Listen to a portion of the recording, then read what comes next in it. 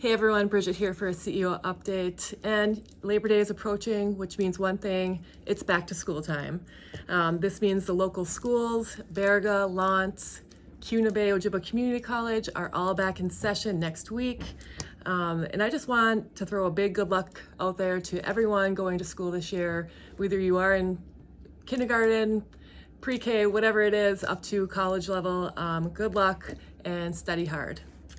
Our Promise Neighborhoods group, along with the Education and Social Services Department, held a successful drive-through school supply event last Tuesday, August 22nd. It was held at the Keweenaw Center, and it was great. We had so many people come through. We had people sign up for the Promise Neighborhoods program. That's really going to help us collect data and identify those a part of the program and how they're going throughout the school year and where we're closing the gaps in their educational and career journey. So very exciting stuff there. Great job to everyone involved. Another event in the community that came up related to schools is the second annual Keweenaw Collaborative. This is a 2-day workshop. It was held at Ziba Hall, August 29th and 30th. And it was 4 different tribal programs here in the county coming together to put on a camp, so to speak, around culture. The goal of the camp was to introduce Native culture at a young age and introduce that to our teachers so they understand, how to integrate it into their curriculum, how to teach it to the young populations. We want this to help early education teachers understand how their lessons, can really reflect the environment the students live in. Living here on the reservation, it's all about community, it's all about culture. We use stories, we use teachings, and it's all related to our Native American culture. So embedding that into lesson planning is huge, especially at those early ages.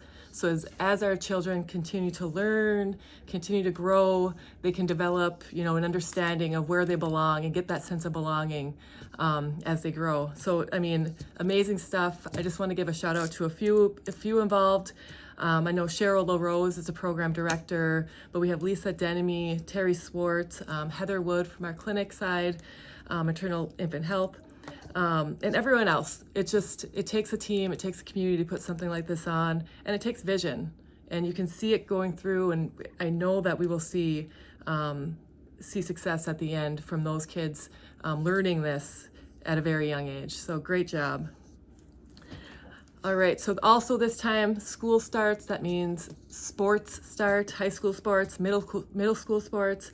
And I know we have many community members, myself included, involved with coaching these different sports in the schools. And we also have many community members participating in these sports.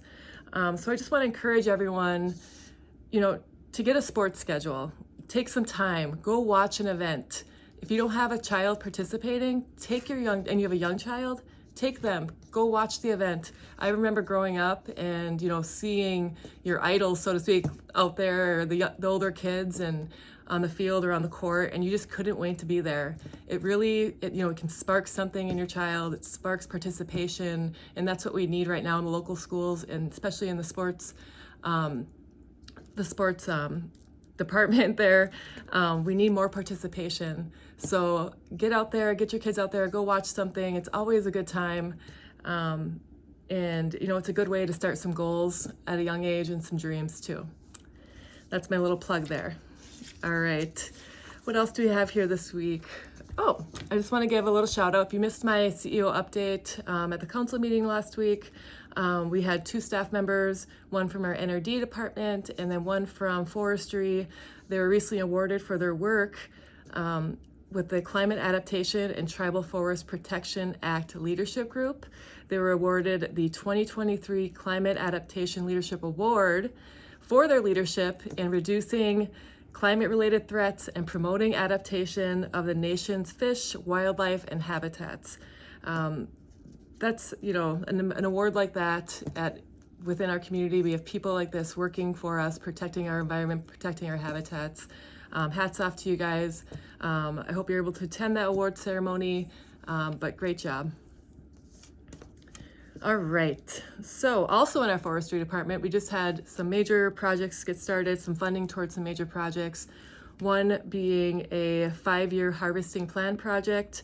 That was some one-time funding from the BIA through 2023 Forest Management Inventory and Planning funding. That was a total of $127,000, and that's, like I said, a 5-year plan project. So our forester is going to be busy with that. And then also she just reported at council this past week that they're planning at the powwow grounds to start thinning out the grounds there, thinning out the pine there. So that project will get off the ground here soon. And the goals of that project, really number one, safety in the area, especially if we hold a large community event like our powwow. We want it to be a safe environment. Tackle any environmental concerns with the trees in the area, but largely overall just to maintain the trees. They take maintenance, and no better people to do it than our forester, our natural resource department, and our TIPO office, who are in charge of that. Okay, a couple more things here.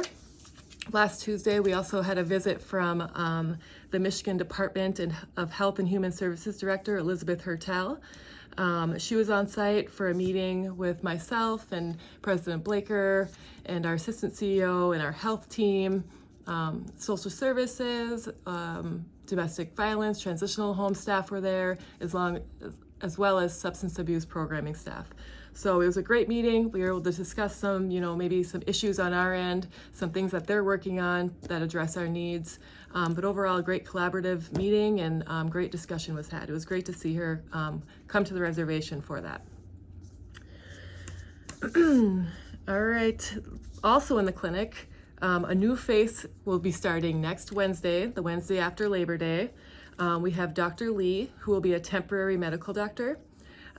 He is joining our staff, and it's talking to Dr. Calderon and her vision for improving the health in our community is getting more bench strength. And what that means is, who do we have on our team? Where can we strengthen things up?